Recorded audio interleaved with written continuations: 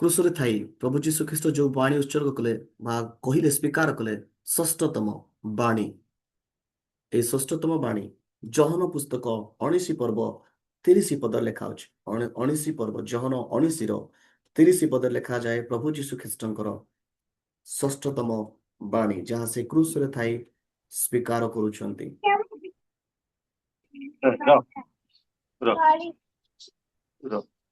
John 19 ର 30 କହିଲେ sir. ଆଜ୍ଞା ଜହନ 19 ପର୍ବର 30 ପଦରେ ଏହି ପ୍ରକାର ଲେଖାଯାଏ, ସେଥିରେ ଯୀଶୁ ସେହି ଅମ୍ଳ ରସ ପାନ କରି କହିଲେ ସମାପ୍ତ ହେଲା, ଆଉ ସେ ମସ୍ତକ ଅବନତ କରି ପ୍ରାଣ ତ୍ୟାଗ କଲେ। ଆମେନ୍। ଲେଖାଯାଏ ଇଟ୍ ଇଜ ଫିନିଶ୍ଡ। ସେ ଅମ୍ଳ ରସ ପାନ କଲା ପରେ ସେ କହିଲେ ସମାପ୍ତ ହେଲା। କଣ ସମାପ୍ତ ହେଲା? କଣ ସମାପ୍ତ ହେଲା? ଆମେ ସମସ୍ତେ ଏ କଥା ଜାଣିଛୁ। ଯୋଉ କାର୍ଯ୍ୟ ପାପର ବେତନ ମୃତ୍ୟୁ, ମନୁଷ୍ୟ ପାପ କଲା ପରେ ଯୋଉ ମୃତ୍ୟୁକୁ ନିର୍ଦ୍ଧାରଣ କରାଯାଇଥିଲା, ପ୍ରଭୁଙ୍କର ସହିତ ସମ୍ପର୍କକୁ ଯୋଉ ଭଙ୍ଗା ଯାଇଥିଲା, ଆଉ ଏଥିପାଇଁ ବୋଲି ଯୋଉ ମାଧ୍ୟମ ଦରକାର ଥିଲା ଆଉ ଥରେ ରିଷ୍ଟୋରେସନ କରିବା ପାଇଁ, ପୁନଃ ସ୍ଥାପନ କରିବା ପାଇଁ, ପାପର ବେତନ ମୃତ୍ୟୁ ନ ହେଇକିରି ଯେ ପ୍ରକାର ଏକ ଜୀବନ ପ୍ରାପ୍ତ ହେବା ପାଇଁ ଗୋଟେ ସୁଯୋଗ ମିଳିବ, ଏଥିପାଇଁ ଯୋଉ ଟାସ୍କ, ଯୋଉ କାର୍ଯ୍ୟଭାର, ଯୋଉ ମାଧ୍ୟମ, ଯୋଉ ସମସ୍ତ ବିଷୟକୁ ନିର୍ଦ୍ଧାରଣ କରାଯାଇଥିଲା, ଏଥିପାଇଁ ଜଣେ ବ୍ୟକ୍ତିଙ୍କର ଆବଶ୍ୟକତା ଥିଲା। ଯୋଉ ବ୍ୟକ୍ତି ନିର୍ଦାଗ ହବ, ଯୋଉ ବ୍ୟକ୍ତି ନିଷ୍ପାପୀ ହେଇଥିବ, ଯୋଉ ବ୍ୟକ୍ତି ନିଷ୍କଳଙ୍କ ହେଇଥିବ, ପବିତ୍ର ହେଇଥିବ, ଏଇ ପ୍ରକାର ଏକ ବ୍ୟକ୍ତିଙ୍କର ଆବଶ୍ୟକତା ଥିଲା। ଆଉ ପୃଥିବୀ ପୃଷ୍ଠରେ ଏ ପ୍ରକାର କୌଣସି ବ୍ୟକ୍ତି ନଥିଲେ ଯିଏକି ପବିତ୍ର ଥିବେ, ଯିଏକି ନିର୍ଦାଗ ଥିବ, ଯାହାଙ୍କର ରକ୍ତ କୌଣସି ପ୍ରକାର ପାପର ସ୍ପର୍ଶ ତାକୁ ନଥିବ। ପୃଥିବୀ ପୃଷ୍ଠରେ କୌଣସି ବ୍ୟକ୍ତିଙ୍କର ନଥିଲା। ଏଥିପାଇଁ ପ୍ରଭୁ ନିଜେ, ପରମେଶ୍ୱର ନିଜେ ମନୁଷ୍ୟ ରୂପ ଧାରଣ କରିକିରି କୌଣସି ପାପ ନ କରିକି ସେଇ କାର୍ଯ୍ୟଭାରକୁ ନେଉଛନ୍ତି, ସେ ଦାୟିତ୍ୱକୁ ନେଉଛନ୍ତି। ଆଉ ଯୋଉ ଉଦ୍ଦେଶ୍ୟ ନିମନ୍ତେ ସେ କହୁଛନ୍ତି ଡାଇରେକ୍ଟ ବାଇବଲ ଆମେ ଦେଖୁଛେ, ମତେ ମୋର ପ୍ରେରଣକର୍ତ୍ତା ମତେ, ମୋର ପିତା ମତେ ପ୍ରେରଣକର୍ତ୍ତା ମତେ ଗୋଟେ ଉଦ୍ଦେଶ୍ୟ ନିମନ୍ତେ ପୃଥିବୀ ପୃଷ୍ଠକୁ ପଠେଇଛନ୍ତି। ମୁଁ ସେବା ପାଇବା ସାର୍ ପାଇଁ ନାହିଁ, ଆପଣଙ୍କର ସାଉଣ୍ଡ ଆଉ ନାହିଁ ସାର୍। ମୁଁ ସେବା ପାଇବା ପାଇଁ ନାହିଁ କିନ୍ତୁ ମୁଁ ସେବା କରିବା ପାଇଁ ଆସିଛି। ମୁଁ ସେବା ପାଇବା ପାଇଁ ନାହିଁ କିନ୍ତୁ ମୁଁ ସେବା କରିବା ପାଇଁ ଆସିଛି। ପ୍ରଭୁ ଯୀଶୁ ଖ୍ରୀଷ୍ଟ କହୁଛନ୍ତି ମୁଁ ସେବା ପାଇବା ପାଇଁ ନାହିଁ କିନ୍ତୁ ସେବା କରିବା ପାଇଁ ଆସିଛି। ତାର ଅର୍ଥ ମତେ ସେବା କରିବା ପାଇଁ ପଠାଯାଇଅଛି, ମତେ ମୁକ୍ତିର କାର୍ଯ୍ୟ କରିବା ପାଇଁ ପଠାଯାଇଛି, ମତେ ଗୋଟେ ଟାସ୍କ ଦିଆଯାଇଛି, ମତେ ଗୋଟେ ଦାୟିତ୍ୱ ଦିଆଯାଇଅଛି, ଆଉ ସେଇ ଦାୟିତ୍ୱକୁ ପୁରା କରିବା ପାଇଁ ମୁଁ ପୃଥ୍ୱୀ ପୃଷ୍ଠକୁ ଆସିଛି।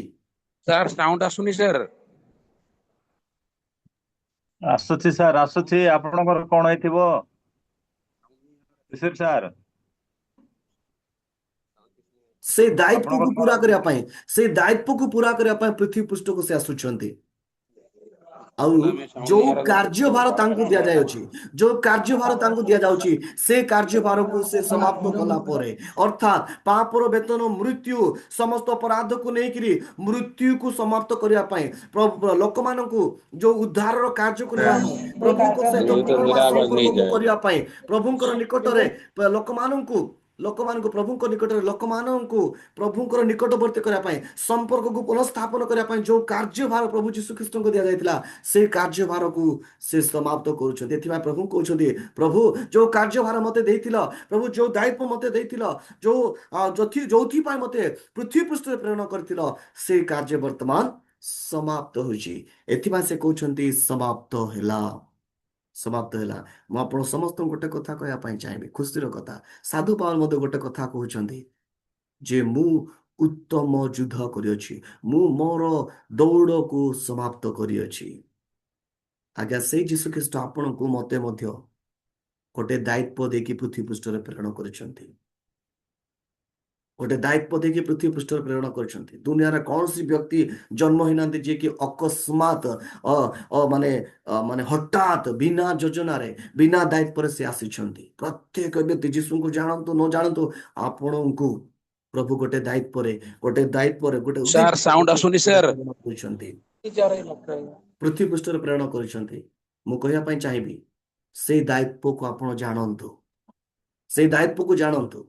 ସାଧୁ ପାଉଲ ତାହାର ଦାୟିତ୍ୱକୁ ଜାଣିଲେ, ଯୀଶୁ ଖ୍ରୀଷ୍ଟ ତାହାଙ୍କର ଦାୟିତ୍ୱକୁ ଜାଣିଲେ।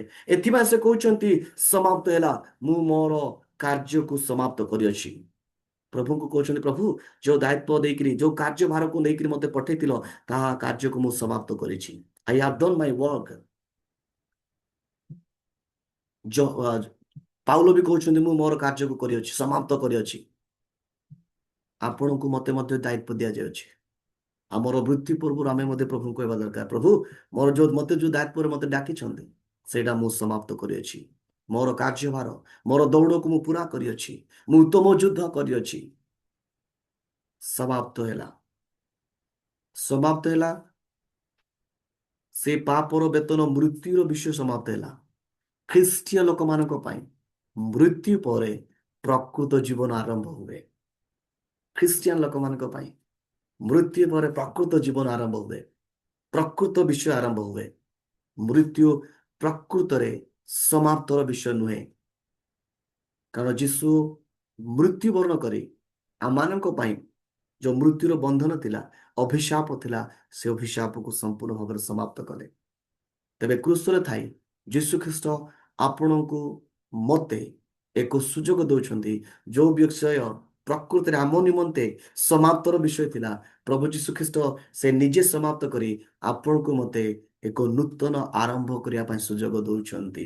ସେ ପାପ ପ୍ରତି ମୃତ୍ୟୁ ହେଲେ, ପାପ ସହିତ ମୃତ୍ୟୁ ହେଲେ, ଆଉ ଏକ ନୂତନ ଧାର୍ମିକ ଭାବରେ ଜୀବିତ ହେଲେ। ଆଉ ସେଇ କାର୍ଯ୍ୟ ଆପଣଙ୍କ ପାଇଁ, ମୋ ପାଇଁ ମଧ୍ୟ ଏକ ଆଶ୍ୱାସନା ଦଉଛି, ଏକ ଉଦ୍ଦୀପନା ଦଉଛି, ଏକ ନୂତନ ଆଶା ଦଉଛି, ନୂତନ ପ୍ରାରମ୍ଭ କରିବା ପାଇଁ ସୁଯୋଗ ଦଉଛି।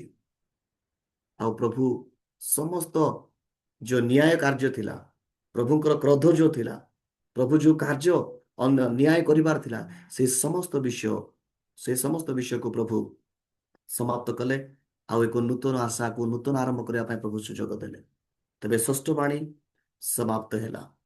ଯୀଶୁ ଖ୍ରୀଷ୍ଟଙ୍କୁ ବିଶ୍ୱାସ କରୁ, ସେ କ୍ରୁଶୀୟ ମୃତ୍ୟୁ ଗ୍ରହଣ କରିଥିବା ସେ ଯୀଶୁଙ୍କୁ ଗ୍ରହଣ କରୁ, ଆଉ ନୂତନ ଆଶା, ନୂତନ ପ୍ରାରମ୍ଭ କରିବା ପାଇଁ ସୁଯୋଗ ପ୍ରାପ୍ତ କରୁ।